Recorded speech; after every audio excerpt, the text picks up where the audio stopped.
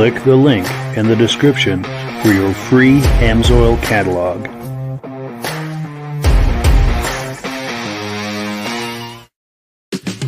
Before we get started, I'd like to give a quick shout out to some of our friends. The Eastern Snowmobile Racing Hall of Fame. Search for them on Facebook. Central Minnesota Pond Racing. Search for them on Facebook. The historic Lancaster Motel for the ultimate Eastern trail riding adventure. Crane's Snowmobile Museum at 172 Main Street in Lancaster, New Hampshire. The Vintage Snowmobile Club of America Quarterly Magazine. The Bridge Street Garage Racing Team, the house racing team of the Vintage Snowmobile Podcast. The New Hampshire Snowmobile Museum at Bear Brook State Park in Allenstown, New Hampshire. And lastly, if you decide to advertise with the Vintage Snowmobile Podcast, this could be your advertising message. Well, good evening and welcome to Season 3 of the Vintage Snowmobile Podcast. Can you believe we're going into a third season with the podcast? I find that really exciting, and if you're here, I'm hoping that's the case for you as well. Hope you all had a great summer. We had a good summer on this end, and I'm really excited to start the new season. We've got a lot of really cool things planned for the upcoming season. I'm going to be doing this all the way through March. Before we get started, we've got Rob waiting for us in the green room. We're going to bring him on in just a moment, but before we get started, I want to make sure that everything is working properly. So if you can see my face and hear my voice, I'm going to ask you to make a comment. Let me know what you did over the summer. Also, whether you can see us and hear us okay, and also whether you're a regular viewer or a first-time viewer. So let's take a look at some comments. We've got some coming in here. We've got, our friend David at Alaska Railroad.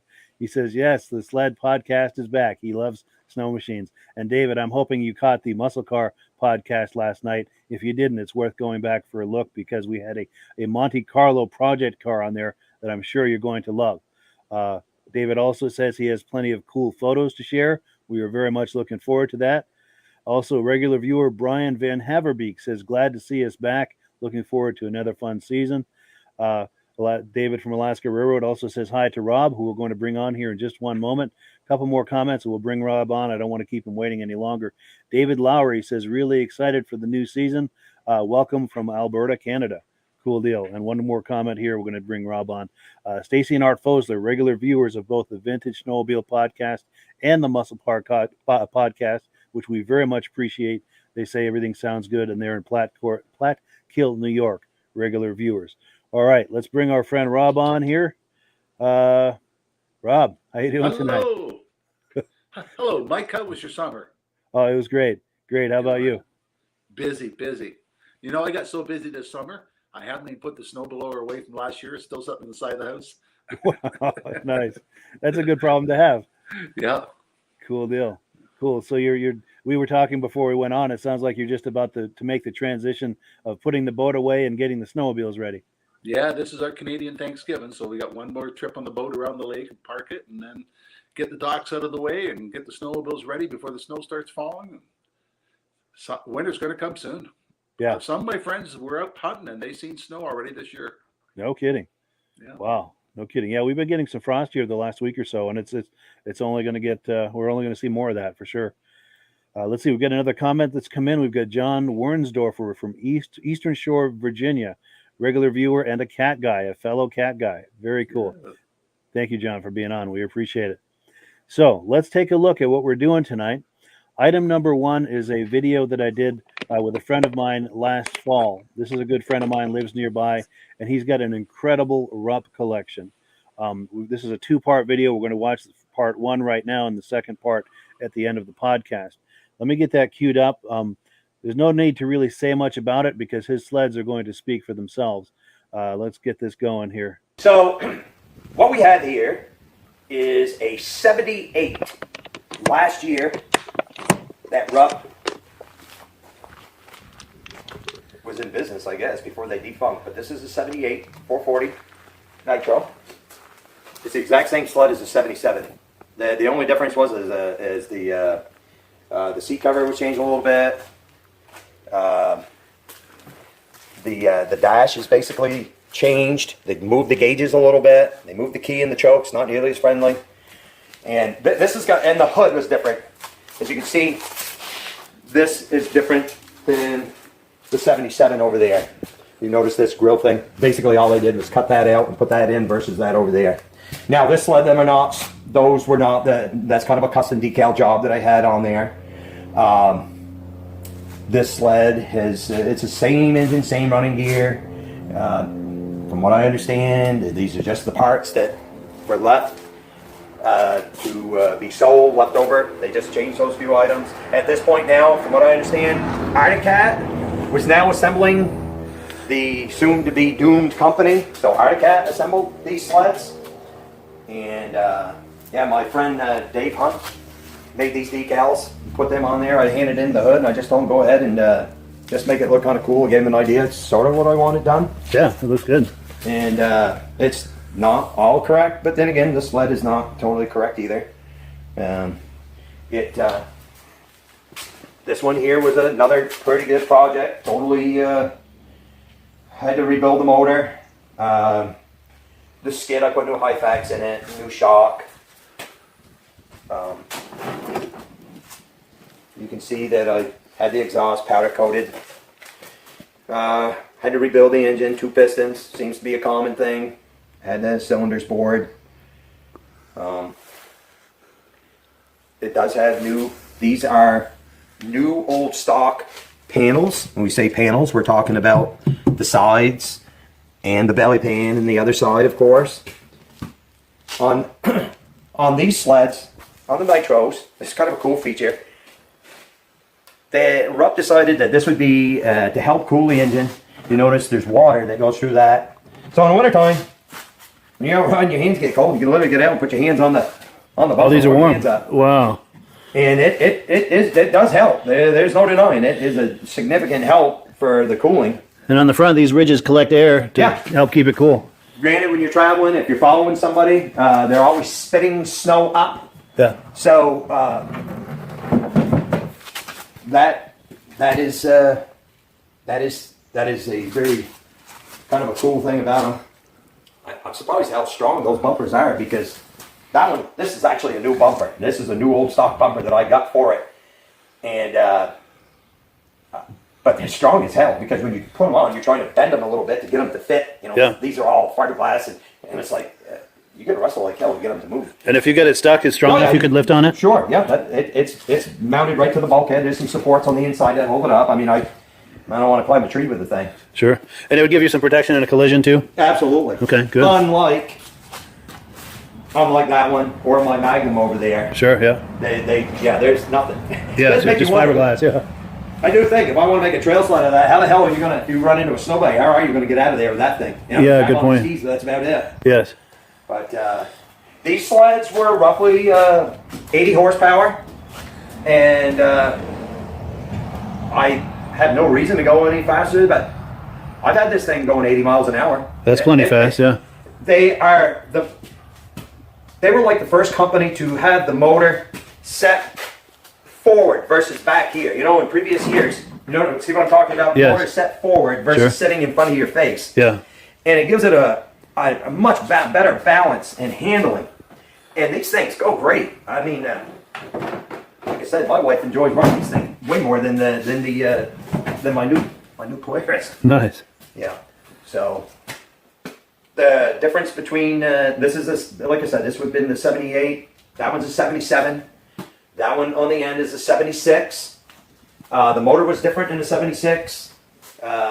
Horsepower rating was a little less.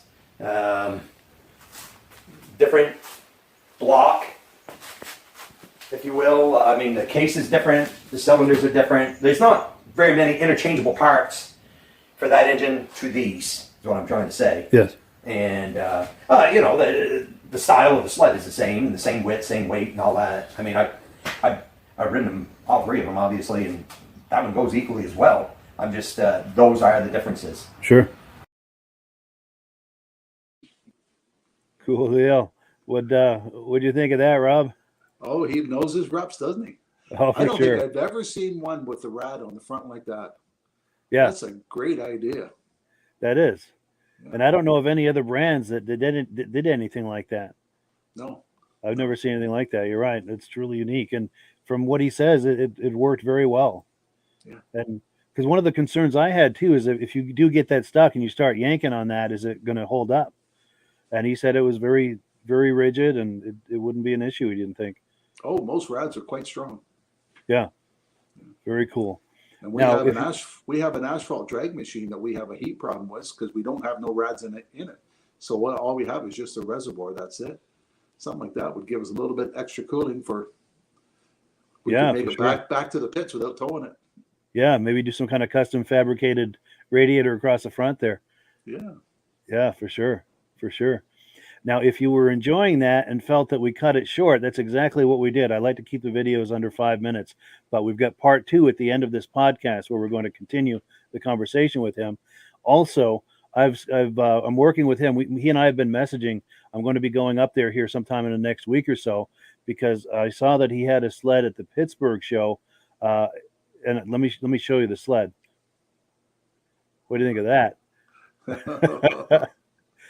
So I want to go up there and do some more video on that sled and some of the other sleds that we didn't get to on that other visit that we were just looking at. So very much looking forward to that. So where are we now? We're on item number 2. Time for some announcements. We're going to give Rob a chance here to talk about AMSOIL. I just have to find my place here. I'm using a different interface than I use with the Muscle Car podcast. So everything's foreign to me, but yeah, if you wanted to go into this for us, Rob. Okay, Mike and I are both AMSOIL dealers, and if anybody's interested in becoming a preferred customer with AMSOIL, you can sign up under Mike. His email's on here, his phone number's on here, and by becoming a preferred dealer, you get the best possible price to buy the product. You save over 25%. Anybody orders over $100 worth, get it shipped to them free. You get 25% off. On your birthday, they give you a $5 coupon. If you buy so much, they give you another $5 coupon to help pay for your membership when it's time to renew. But right now, until October the 11th, they're offering anybody who orders $75 or more, they're going to give you 3 of the shop rags, just like these ones. Well, let me change screens. There we go. I'm going to put you full screen so we can get a real good look at that. Yeah, AMSOIL shop rags. There we go. Sweet. Yep. So if you order $75 worth, they send you 3 of these free with your order. So you also save 25% on the product. You're getting a great deal on the product, and you're getting some free products from AMSOIL for purchasing them. And if you want a catalog, at the end of the email, Mike's got a thing you click on and you can get a free catalog, tell you about all the products we do have available. Absolutely. Yeah, like you said, just look in the description. There's links for free catalogs and to sign up for the preferred customer program and to order whatever you need to do. There are links for it there in the description. And we thank you in advance for your support because, as he mentioned, I'm signed up under Rob. So if you order through me, Rob and I both benefit, and the commissions I make go directly toward offsetting the cost of doing this podcast. So I thank you in advance for that. If you buy Amsoil through us, you're doing an enormous amount to help with this podcast to keep it going, because there are expenses related to this, which I'm happy to pay. I love doing this, but it's not cheap. But we've got some more comments that have come in, and we're going to continue here with some more announcements. Let's see. We've got Mark Gasso. Looking forward to another fun season. And thank you so much, Mark. We had a lot of fun last season with you. You came on one time, and also we were able to, he had some old snowmobile magazines from the 70s that he was willing to sell to me. So we agreed on a price, and he sent me about 70 magazines, and I'm going to be taking some shots from that and popping those on the screen here throughout the season. Looking forward to that as well. David from Alaska Railroad says, loves that Magnum. One of those, this is one of his need to have sleds for sure. Stacy and Art Fosler says he had a 72 Nitro 400 and he wishes he never got rid of it. I know that feeling. Cool deal. Cool deal. So over the summer, I got a lot of emails. People asking questions about, technical questions and availability questions, things like this. So I'm going to pop them on the screen to see if anyone has answers for these people. And I've messaged them to let them know I'm going to be doing this tonight. So for the people who have asked the questions, post a comment in here so people can see you. And that's a good way for you to get a conversation started if someone has an answer for you. So Greg Jansak says, do you have any pictures of a David Bradley snowmobile? It was a real beast. And I apologize, I've never heard of David Bradley, but I'm very intrigued. If anyone knows anything about David Bradley, any kind of a backstory about what makes him unique or notable, please leave some comments here. And especially if you have some images, please share it with us here at the podcast. I'm going to pop my email address on the screen. Yeah, right here. Okay. But I'm going to keep that up while we're doing the rest of these questions. So yeah, if you have an answer to that, make a comment here in the comment section, and Greg will see that. Also, Jamie Pasco says, hello, looking for a good running Sachs KM 914A or KM 914B motor, a complete motor.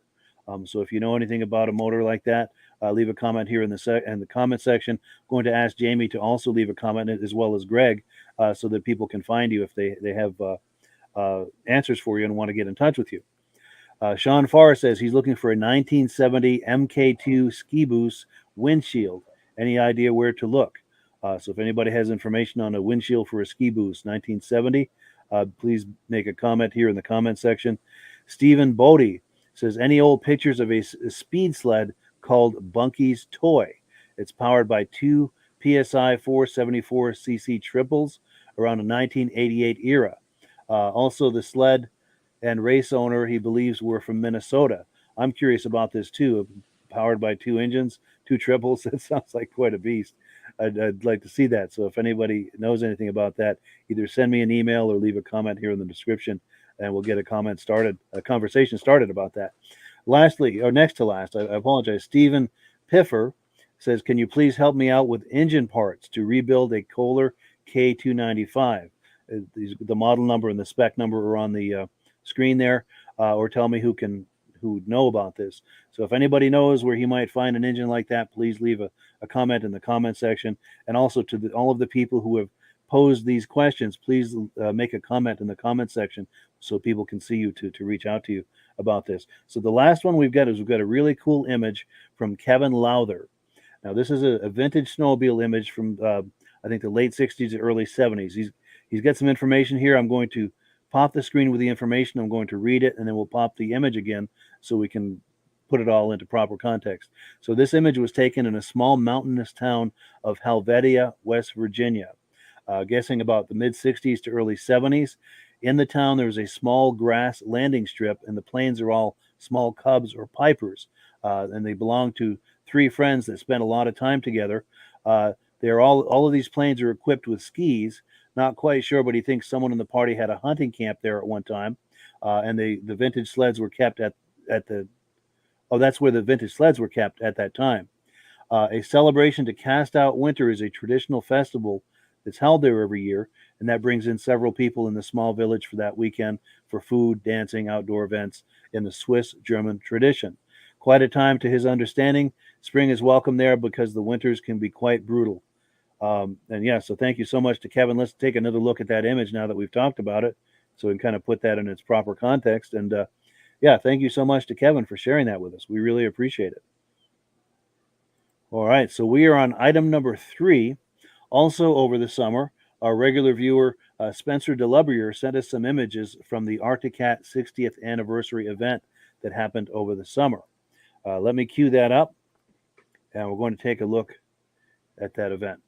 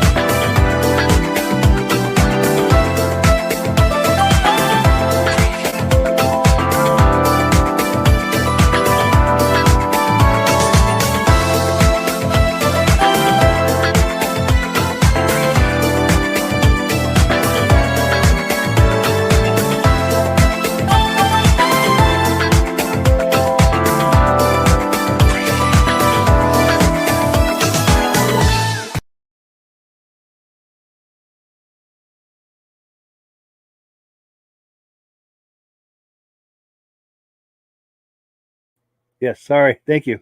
I had shut my mic off during that montage. But yeah, thank you so much to Spencer Delabruere for those images. I put that into a little montage there that we can all enjoy. Thoughts on that, Rob?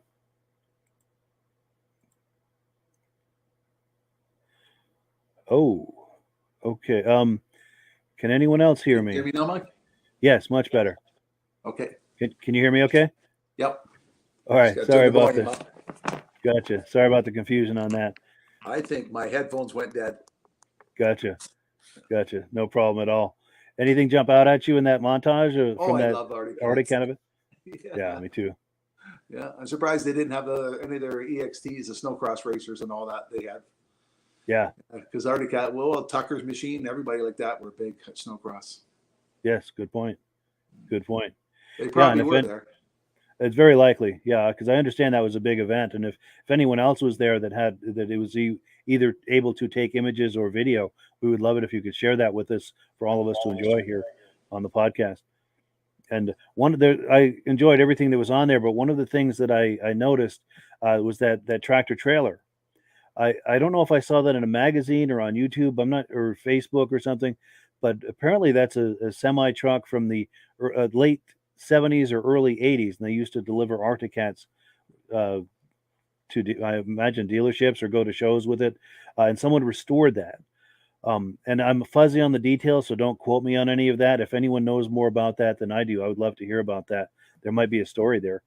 I'd love to find that out. Who does own the Boss Cat now? No idea. If anybody knows anything about that too, we would love to hear about that. Especially if you know the person and maybe could put them in touch and we could do some video with them, or I'd love to get that on the podcast at some point to find out firsthand from the current owner what the story is on that. Yeah. For sure. Have you ever seen that in person at shows or anything? Or? I think I was at an event that it was supposed to show up and run at, and we got there late, so we missed it. Gotcha. But there was about 7 other machines similar to that was going to be there running. Yeah. Sweet. Now we've got a comment that's come in. David from Alaska Railroad said he sent me an email on a David Bradley said. Outstanding. So I will keep that and forward that to the person who was asking. And I apologize, I don't remember the name of the person that was asking me. If it's not in front of me, having a senior moment. But what else were we going to do here? Oh, I think I saw another comment come in. Here we go. Okay. John Wernsdorfer says there's a guy in Richmond, Virginia that has a massive Arctic Cat collection. Check out on Marketplace. The gentleman's name is Sean Mongor. Yeah, thank you for the tip on that. We will look for that for sure. In fact, I may search for that during this next video and see if we can pull it up. We'll see kind of luck I have with that. But thank you for the tip on that. So what do we have next here? We're on item number 4. If you were with us last week, I did a live podcast with Charlie Valier over at the Top of the Lake Snowmobile Museum in Naubinway, Michigan. And we got about 20 minutes into it and we lost the internet connection. So we had to cut it short, which was very disappointing. But we got a good 20 minutes of it. And then we also did another podcast with him this morning. So what I'm going to do is all through the season is take excerpts from the videos that we did with him and put them here on the podcast. And that's what we're going to look at now. Let me cue that up. And we're going to take a look at some footage from the Top of the Lake Snowmobile Museum, Naubinway, Michigan.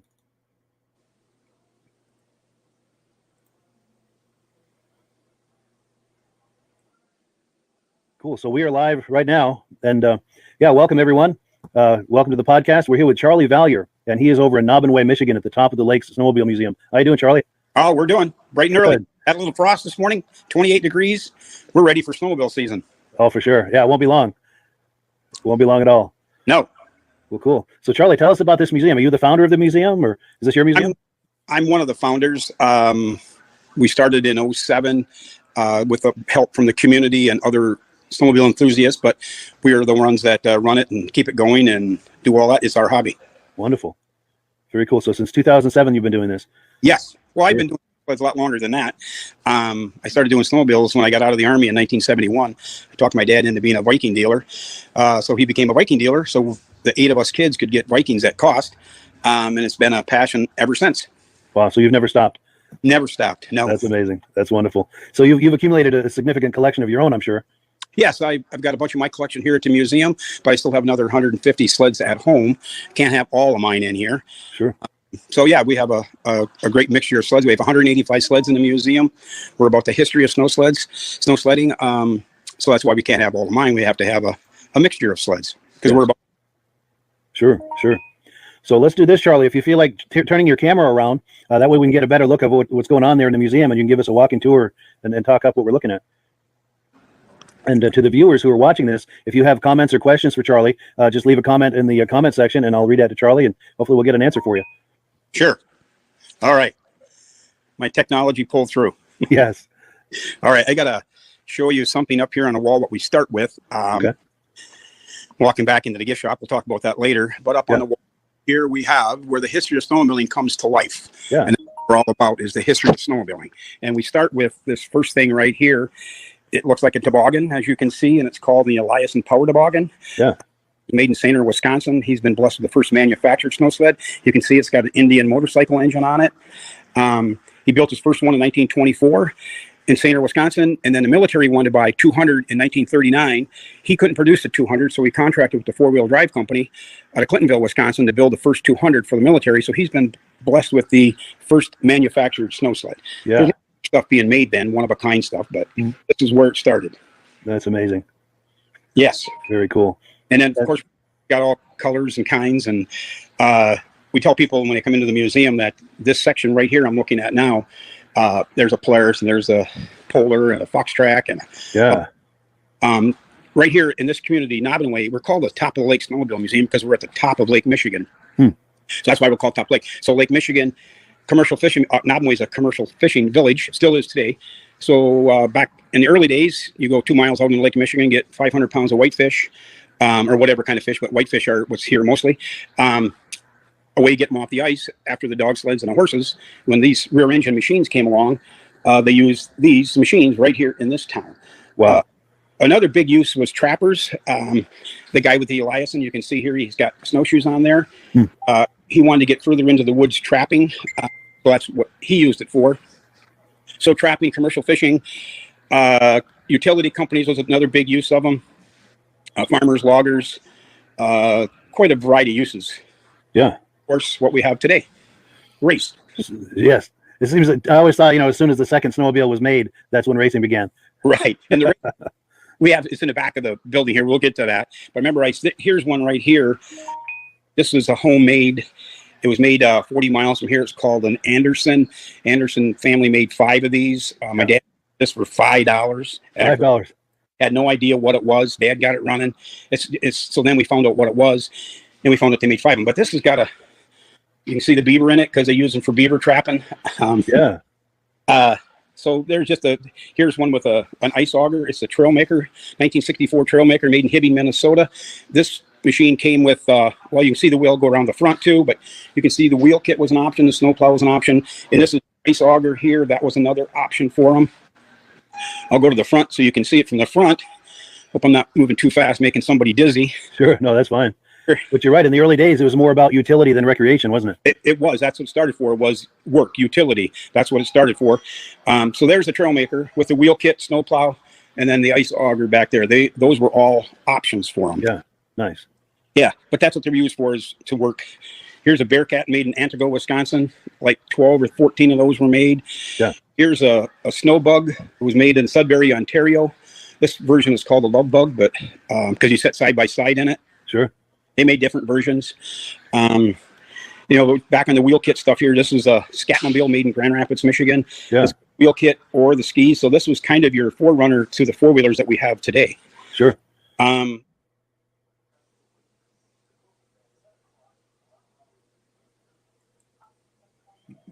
yeah, thank you so much to Charlie for that tour. And we went on we've got probably an hour and a half worth of material from that tour. We'll be showing you that throughout the season. And if anyone wants to take a look at those videos in their entirety, just scroll through the videos on this channel and you can check it out. But any thoughts? Anything jump out at you there, Rob? Did I hear him correctly? He said he has 150 more at home himself. Yeah. Yeah. And a lot of the really antique stuff too. Everything I've seen that was really old so far. Yeah. He loves that rear engine stuff. And yeah. Yeah. I was fortunate enough to run into him at Old Forge, New York this summer at the VSCA national event.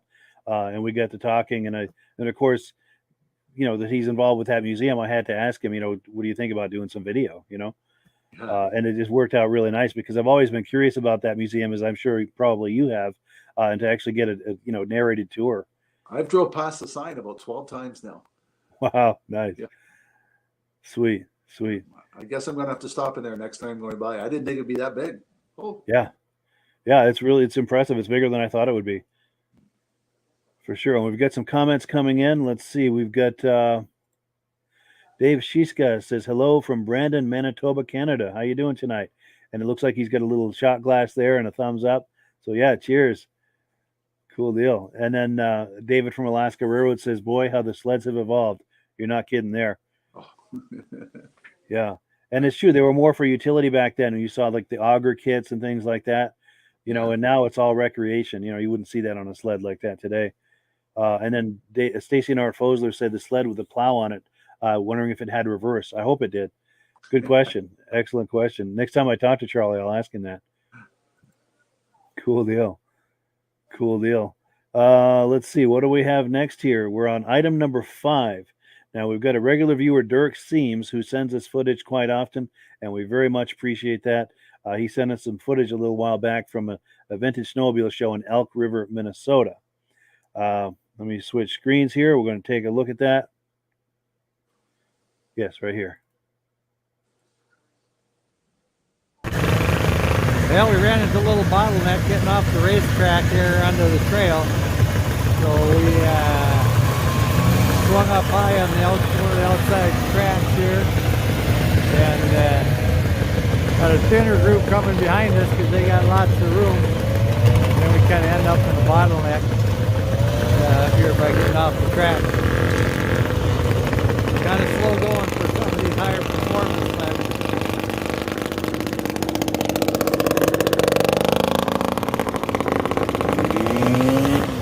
That one was tough on the ears. The old Scorpion bullhead. Must have been cruising through the woods, picked up a frog in front of that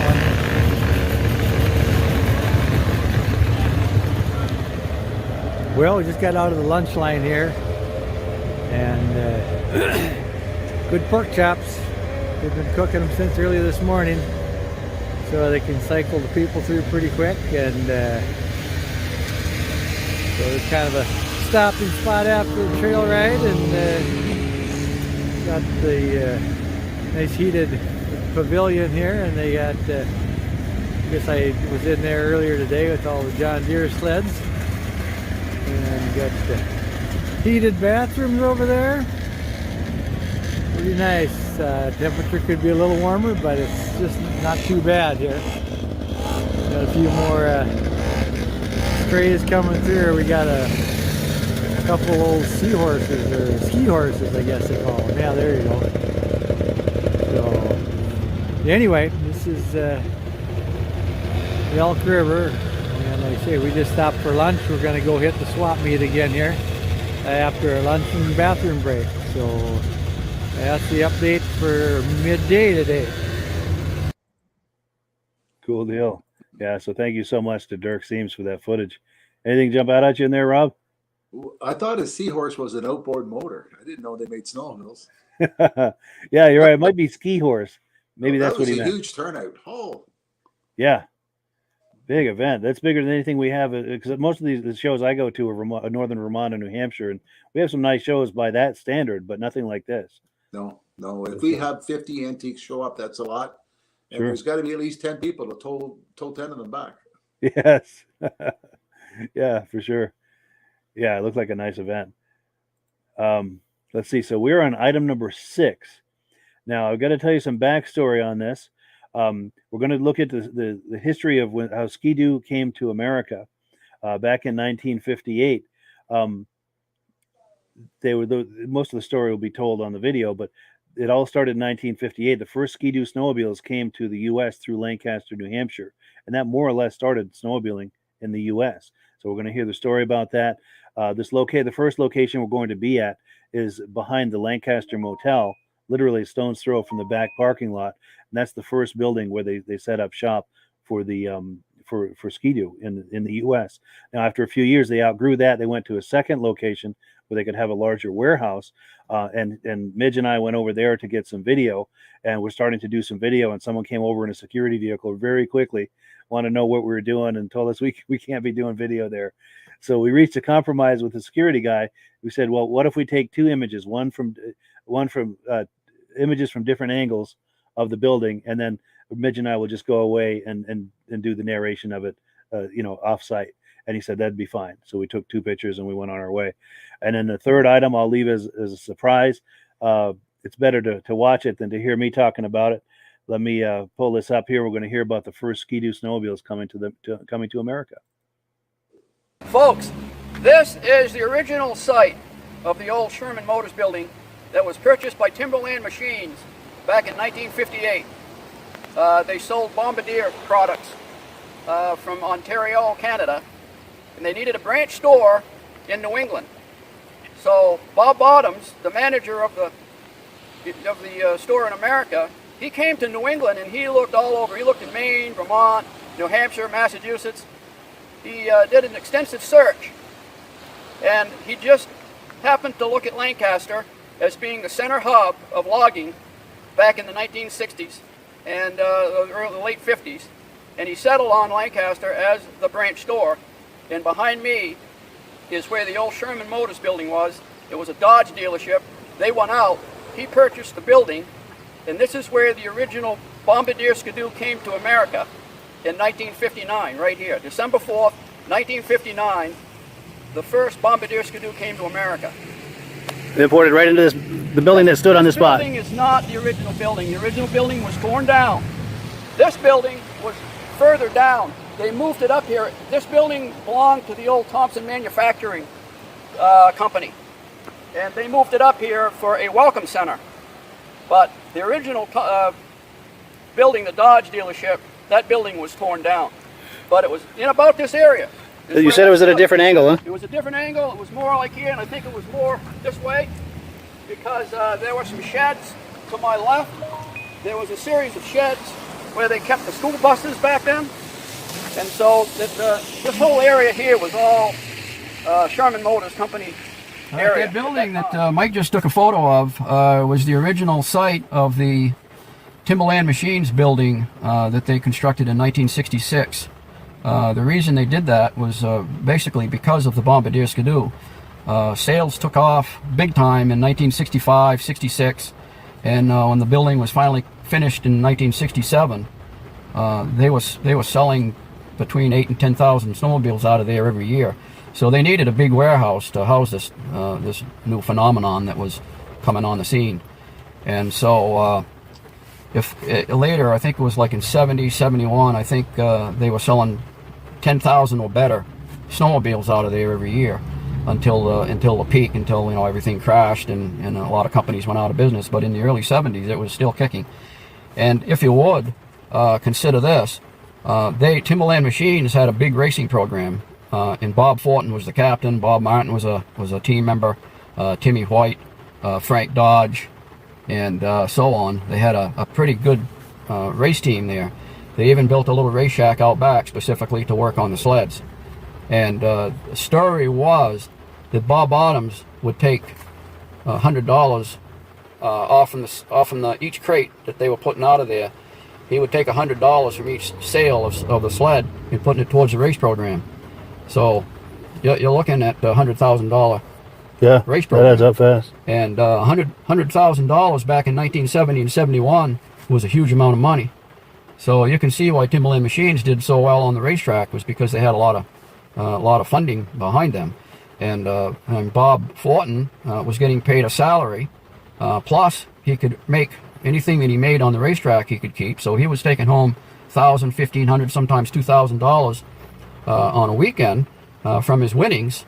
And he didn't have to pay for any of the parts because Timberland Machines racing program furnished him. He could go to the stock room and grab a cylinder and a piston and whatever he needed to win races with. So it was an unbelievable program, and it put Lancaster on the map big time because everywhere Timberland Machines raced, they had Lancaster, New Hampshire was Timberland Machines on the side of their race van, and the 45-foot box, and that was an incredible time period really back then. Yeah. To have our town be so well represented by a snowmobile race team. Yeah, for sure. Yeah. Is there a picture of that truck and trailer anywhere? Do you know? I think there is, and I think it's on the Stockwell Road right over here. So if you want to drive up there, maybe we can. Yeah. Yeah, I think. Nice. Yeah.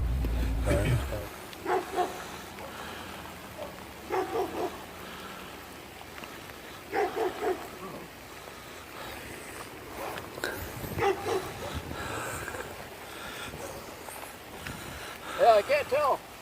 There's not enough scratched away to be able to tell. Are there graphics on the other side too? Yeah, faded. Worse. Way worse? Okay, this is the good side? Yeah, this is the better side. Because that side, the sun hits it. Oh, sure, yeah.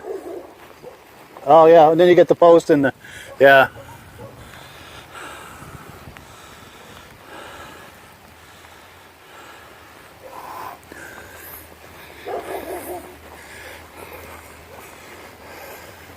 Is there anything on the back side? Any graphics? Yeah, there is.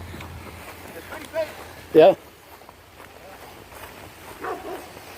There used to be a railing on top, and I used to climb up to watch a race. Oh, an observation? Bob Bottoms and some of the dignitaries from Timberland used to get up on top to watch the races. That's wild. So this may not be that trailer, but you can get a shot of how the graphics were on the side of that race trailer, other than it being white and not yellow. Yeah. It's pretty much how it looked.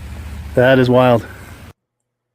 So yeah, Ski-Doo in America. That's how it all started right there. What's the chance of finding that trailer still sitting around there? Yeah, that's unbelievable.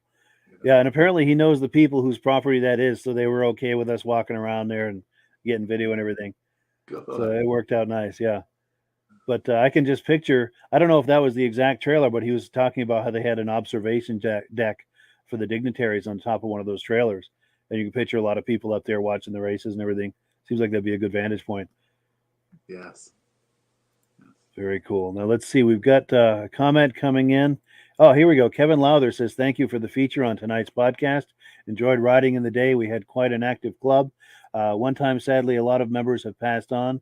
Oh, at one time. Sadly, a lot of members have passed on. A lot of great times and memories, though. Yeah, for sure. Yeah, thank you so much for that image. And in case you're wondering what we're talking about, that was Kevin is the one who shared this image right here. So we thank him for that and for the story behind it.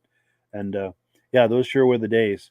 Yeah, you must have good memories as well of the 70s and everything around snowmobiling back then, Rob. Well, I had a skidoo like that, but I had the seat lifted up and I had a toolbox built underneath to carry enough tools to make sure I made it home. Yes. And I always had an extra belt sitting on the handlebars. Yes, belts and spark plugs and yeah, absolutely, and roll of duct tape.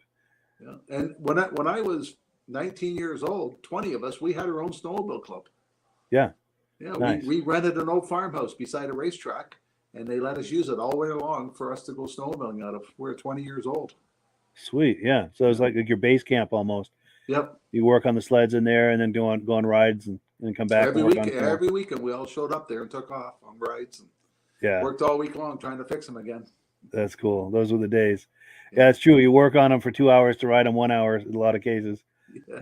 Yeah. And everybody brought a rope, and everybody had to come along with them, and somebody always had snowshoes with them. Yes. Yes. In fact, I remember finding out the hard way what happens if you're going to tow a machine, if you run a rope between both skis, and of course it pulls them together like let me get my hands and pulls the skis together like this, and often can break a spindle, But I only did that once. Yeah, after that, learned your lesson. Yes, after that we'd try to jam a big stick into the loops of each of the skis, so we've got a kind of a cross member there, and we tie onto that, and as long as that stick wouldn't break, we'd be all set. Oh, we had a friend who had a device where he would take the skis off and turn them backwards and put the back of the snowmobile on his hitch on his snowmobile. Yeah. So we would tow the snowmobile backwards back home. That's a good way to do it. Yeah. We had to tow a lot of people home. Yeah, for sure. Yeah, we did too. And I remember a lot of times when we'd tow, we'd have those sleds. It was like we called it, I think, a magic carpet sled. It was just a big piece of plastic that would roll up, and we'd keep that. And we'd put that underneath the track so you wouldn't have that resistance, And of course, that would always slide out from under there. And it was kind of a fiasco to do that. But I still have a device called a banana. Yeah. It has a hitch on it. So every once in a while, I'd go get it, take it out in the lake, and put the snowmobile right on the banana to tow it back for the people. There you go. Yeah. Because the newer ones now are so hard to tow. They're so heavy. Oh, I bet. Yeah. A lot of weight and probably the resistance because of the track, it won't turn. That's a lot of resistance. Yeah. Back in the old days, that's how we got the name Fox Walk Back for the Fox track. Yeah. Because every time you went out on it, you had to walk back. Walk back. Yeah, for sure. Well, let's see. We've got some more comments coming in. We've got David from Alaska Railroad says his 70 Arctic Cat had a 399 JLo in it. He worked on it 4 hours to ride 10 minutes. There you go. Yeah. And that ended when he put a 530 Polaris on it. There you go. And then Kevin Lowther says, make sure the drive belt is removed before towing. Yes, absolutely. Absolutely. Well, cool. I met some city people one time. They were towing the machine down the road trying to boost it. Really? They thought if they could tow it fast enough, they could jump start it. The clutch would engage and it would start turning over. But the thing is, they were out of gas anyway, so no matter what they did, it wasn't going to work. Yeah, it wasn't going to happen. No. You're right. A lot wrong with that picture. Well, cool. So we are on item number 7. Boy, this episode went by fast, but I've got an idea on what we can do for the last few minutes. But we've got item number 7. We're going to watch part 2 of those Ray Parenteau sleds, those Rupps we were looking at earlier. We're going to watch the continuation of that conversation. Let me cue that up. Oh, yeah, I've got a couple other things too. All right, let's take a look. This one here is my first project. When I got this thing, it was literally a basket case, and had to totally disassemble this one, and I'm proud to say that this was my first project in this vintage sled thing, and it came out pretty good. I'm sure a perfectionist could pick it apart, but it goes great. Yeah, it looks great. It goes great. And this got the whole ball started for you as far as this vintage project, the vintage hobby. Yeah. We live here in northern Vermont, and I got out of snowmobiling. I never really, when I was a kid, these kind of sleds we could never have at our house. These are hot rods. I mean, we rode over bombardiers and motor skis, and something like this weren't going to happen at my house. So I came across the ad for this particular sled, and I said, well, that's pretty cool looking. I didn't realize what I was getting into, but anyway, I purchased the thing, and I stripped it down. Took it, disassembled the whole thing, and okay, I'm going to need this, I'm going to need that. And well, the thing about these vintage sleds, it's almost like the chase and finding it in the end is almost like the rewarding part. Yeah. And then comes the business part of it where, it's going to cost me how much? Yeah. And you trying to negotiate and so on. I will say this, in all honesty.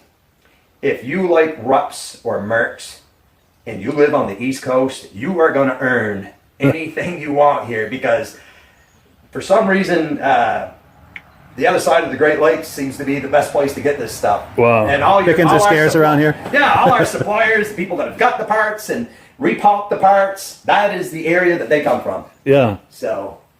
I'm just looking at some of the sleds here while we're talking. But go ahead, continue your thought.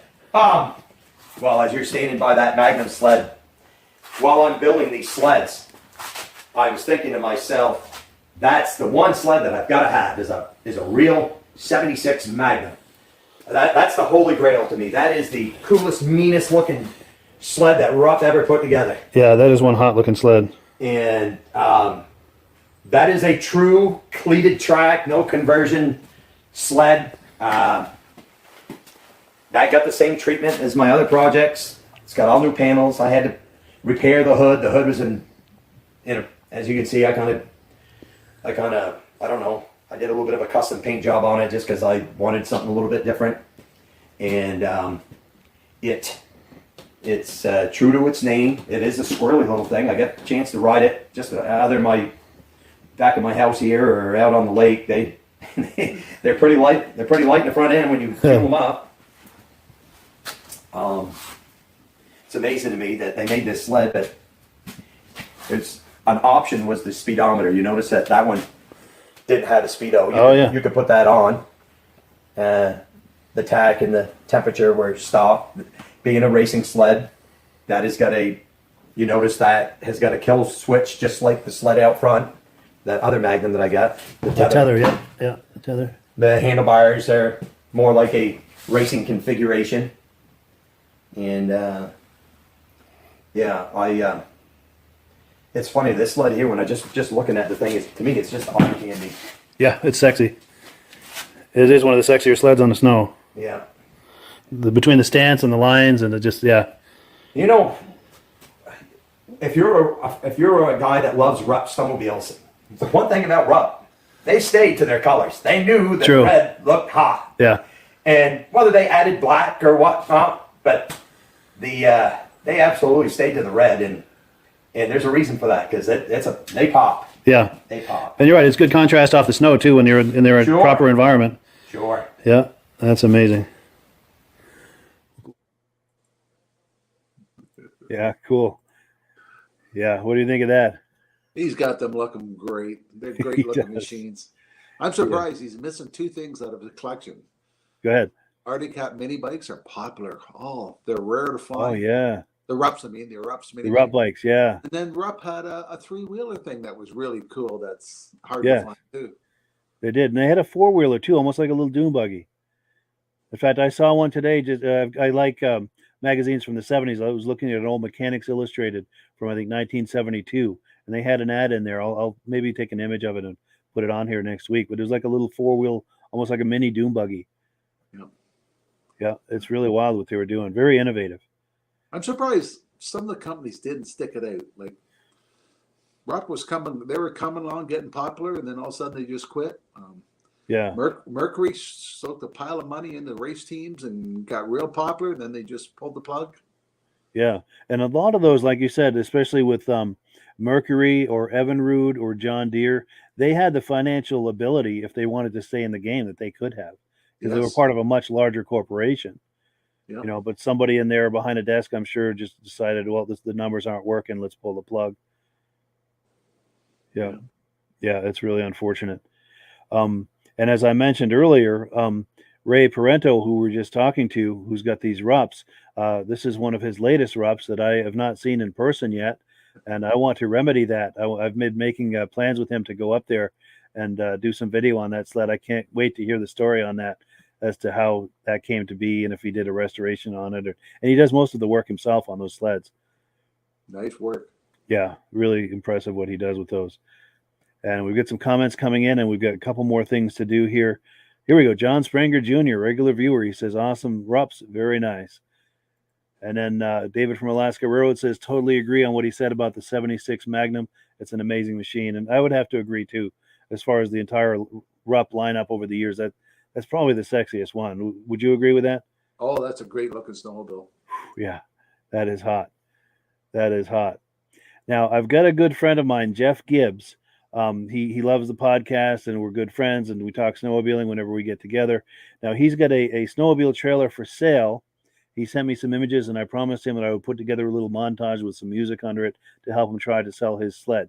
So if you like what you see here, and if you're in New Hampshire or Vermont, give him a call. His number will be on here. Let's take a look.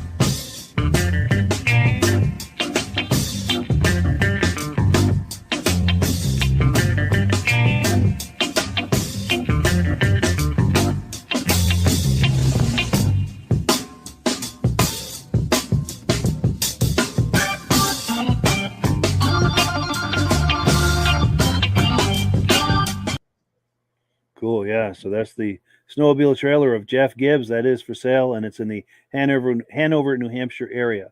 So if you're curious about that, his number is on there. Just give him a jingle.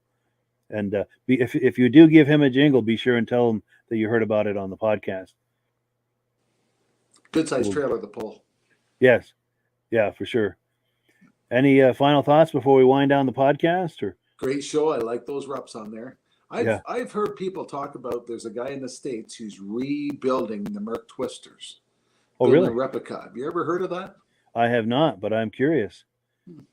If anybody viewing this knows anything about that, please be in touch with us. We'd love to get in touch with the person and maybe do a profile on them or bring them on here live.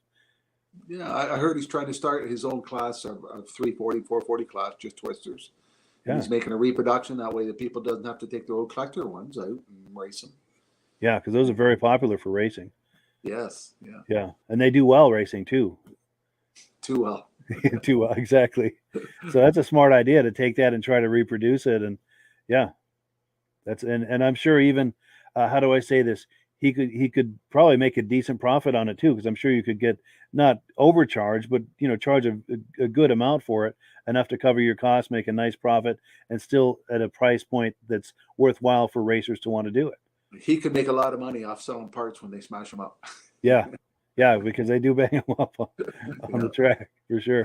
Yeah, that's a great idea. If anybody knows anything about that, please be in touch with us about that. We'd love to bring him on, give him some publicity, and it's a great way for us to all learn about it and see what the story is there. Now, David from Alaska Railroad says, thanks for the show, Mike and Rob. Great to be back on sleds. Absolutely. It is absolutely. It's fun to be back. I mean, I love the Muscle Car podcast and everything, but my heart is in this vintage snowmobile stuff. And it's great. We're just starting a new season. And I love snowmobiling too. Yeah, for sure. And just so many memories of around, the 70s and all the vintage stuff. And It was just a wonderful time. And I was just a kid, but I have wonderful memories of that, as I'm sure you do as well. Yeah. Yeah. And speaking of the Muscle Car podcast, Rob and I are doing that every Wednesday night. If you're curious about that, there are links in the description where you can watch past episodes of the Muscle Car podcast. And wherever you find it, visit there every Wednesday night at 9 p.m. and you'll find live episodes. We're on there every Wednesday night going live, 9 p.m. And yeah, so that's pretty much it. Let me change screens here and cue up our video. As always, we give the last word to AMSOIL. So yeah, thank you so much, Rob, for coming on. Thank you to all the viewers. We'll see you next week, and great broadcast, Mike. Yes, if I live. So anyway, with that, I'm going to get out of me coughing here and give the last word to AMSOIL. Thanks, everybody. Have a nice evening. Hello, everyone. This is Rob and Mike. How you doing today, Rob? I'm doing good. Mike, yourself? Very well. Thank you so much for coming on. I appreciate it. Now, today, we're going to be talking about AMSOIL. And in a few moments, we're going to show you how you can get the deepest discounts, free shipping, and free gifts when you order your AMSOIL products through us. But first, I'm going to ask Rob to give you a quick description of what AMSOIL is and why you should consider using AMSOIL products in your motorized vehicles. Thanks, Mike. AMSOIL is 100% synthetic oil. Everybody uses AMSOIL for a different reason. Some people like the benefits that AMSOIL is warranted for 25,000 miles or 1 year. The reason we can do that is because AMSOIL doesn't oxidize. It doesn't form the usual carbons, gums, sludges like petroleum oils do. That's why we can keep it in the engines longer. Petroleum oils never do wear out. They oxidize themselves. That's why they have to be changed at 3,000 kilometers. And AMSOIL likes the benefit that you only have to change the oil once a year. That saves some money. Some of the people like the benefit of AMSOIL is it's a slipperier type lube. By having a slipperier type lube, it cuts down friction and drag.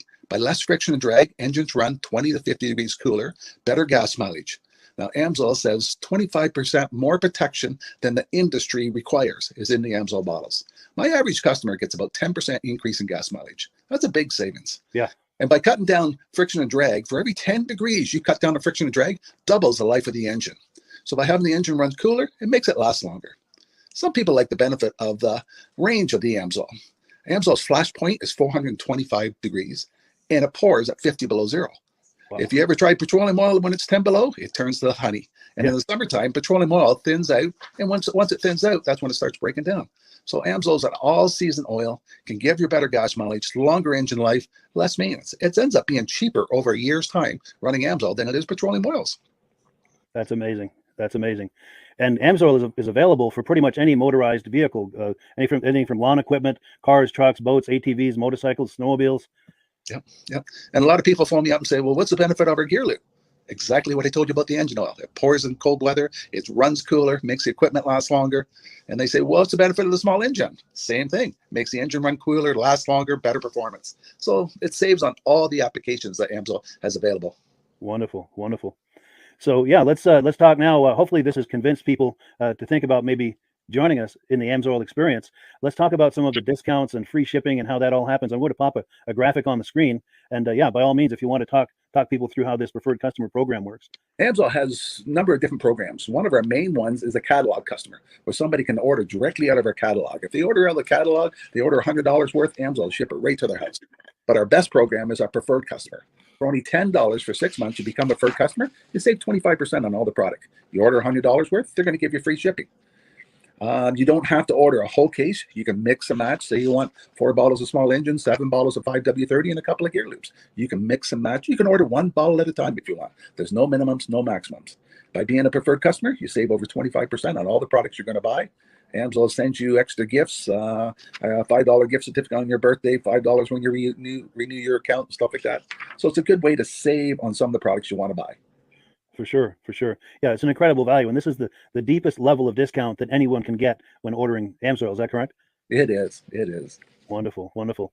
So let's take people through the step-by-step experience of placing an AMSOIL order. Then that would include signing up for the preferred customer preferred customer program, so they can receive those deepest levels of discount. So let's go to the website. This is what the website's going to look like. These are some screenshots. Once you go to amsoil.com, there's a link in the description, or you can just type that into a browser, amsoil.com. This is the page you land on. At the upper corner of the page there, you see how I've circled in red. That is the link to click, the Join Now link. That will take you to the Preferred Customer Program page, where you can take advantage of all of these discounts and free shipping and everything that we've just been talking about. This is what that page looks like. In the lower right, you're going to click Join Now. This will pop up. You select the duration you'd like, whether it's 6 months or 12 months, and click Add to Cart. Now, once this pop-up goes away, you'll be back on the main page.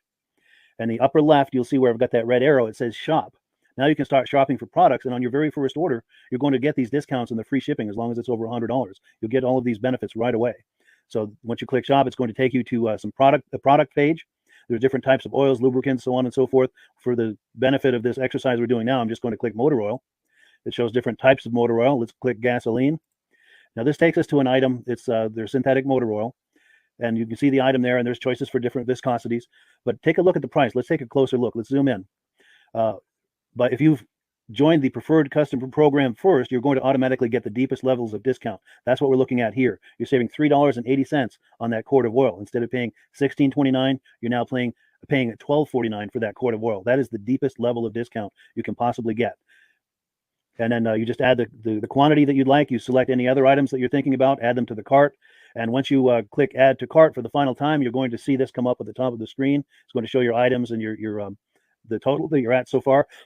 Pardon me. And then you just click View Cart in the upper right, and that'll take you to your cart. Take a close look here at the upper right. That blue box shows that you're getting free shipping. You're eligible for free shipping on this order because it's over $100. That little yellow box shows that you've got the preferred customer membership on your order that gives you the deepest levels of discounts for the next 6 to 12 months. And then below that, you've got the items that have been selected. For the exercise here, I selected 9 quarts of this signature series, but that brings us up over $100 for the free shipping. We're saving $34.20. And if you're ready to finish, you click Checkout Now, and that takes you to this screen here. If you haven't signed up with an AMSOIL account at this point, just click in the lower right to create an account, create a new account. It's going to ask you for some basic information, name and those types of things. Now let's take a closer look. You'll see this gray shaded box. This is a very important box. This is going to ask you if someone has referred you to AMSOIL. And if so, please enter my name. My name is Mike LaPierre. It's spelled right there on the screen for the correct spelling. And also the referral number, 304-555-94. That's how you make sure that Rob and I get credit for this. Now, in the interest of full disclosure, I have signed up for AMSOIL under Rob. So when you order using this referral number, Rob and I both benefit. So if you enjoy these podcasts that we're doing, this is a wonderful way to support the podcast, because when you order using this referral number, Rob and I both benefit. And the commissions I make go directly toward offsetting the cost of doing these podcasts. So I thank you in advance for that, for using my referral number. I very much appreciate it. And once you've done that, you just go into the next screen to enter your payment information, and you're done. Now, once you've placed your order that's over $100, and that order includes your AMSOIL Preferred Customer Program, you are now eligible to get a free DVD from myself. Now, this is going to be either a muscle car DVD or a vintage snowmobile DVD. Use the email address on the screen, wkspodcasts@gmail.com. Send me an email. Let me know which DVD you would like me to send you, the muscle car or the vintage snowmobile DVD, and I'll get that right out to you. As you're typing in that email, in the subject line, be sure and type in capital letters "free DVD requests" so it stands out as I'm checking my email, and we'll get that right out to you. So I guess the last thing, Rob, that we wanted to talk about is if someone is considering AMSOIL as a business opportunity. Yes. If anybody has a retail or a commercial account and they would like to buy directly from AMSOIL, just send Mike a line. He'll show you how to set up, and you can buy directly from AMSOIL. But if you are interested in starting your own part-time business, a part-time business that can grow into a full-time income, Mike and I will show you the AMSOIL marketing plan. AMSOIL has a large selection of products that cover almost every application. So it doesn't matter if you're into snowmobile, boating, or ATVing, or hot rods. We have an oil for every application. It's a fun type business that's I really enjoy doing. Where else can I go and have fun and make money doing it? And Mike and I are here to help you all the way along. If you need any help on how to promote or to find new accounts, we're here to help you. For sure. So when you sign up under that number, this 304-555-94, you're getting Rob and I as a team. Now, Rob has been doing AMSOIL for 40 years. Can you believe that? 40 years. So he knows every aspect of this business, and he knows all of the ins and outs of the products. So he'll be able to help you with any kind of product questions or any kind of questions to show you the different business models that you can do with AMSOIL. And then the other thing that you get when you sign up under me is I've got a strong background in social media. So if you need some coaching on how to generate AMSOIL leads using Facebook and YouTube, I'm happy to coach you with that when you sign up under Rob and I. You get both of us as a team to help you, to coach you, to support you, whatever you need to get you off and running with this business and having fun with it. Like Rob said, it's an enormous amount of fun. If you're like Rob and I and you enjoy going to any kind of boat shows, car shows, motorcycle shows, snowmobile shows, anything with a motor, you like going to those shows, those events, those races, this is a great way to turn that into a income opportunity for you. Yes, yes. And just by wearing my AMSOIL hat at one of these events, people come up and ask me about AMSOIL. Wonderful. People don't know where to buy it, and I'm there to help them, show them where they can buy the product. Perfect. Well, cool. Well, this is great. Any final thoughts, Rob, before we wrap it up? AMSOIL's a fun business. AMSOIL's been around since 1968. It was the first synthetic oil to be AI approved. Wow. Yeah.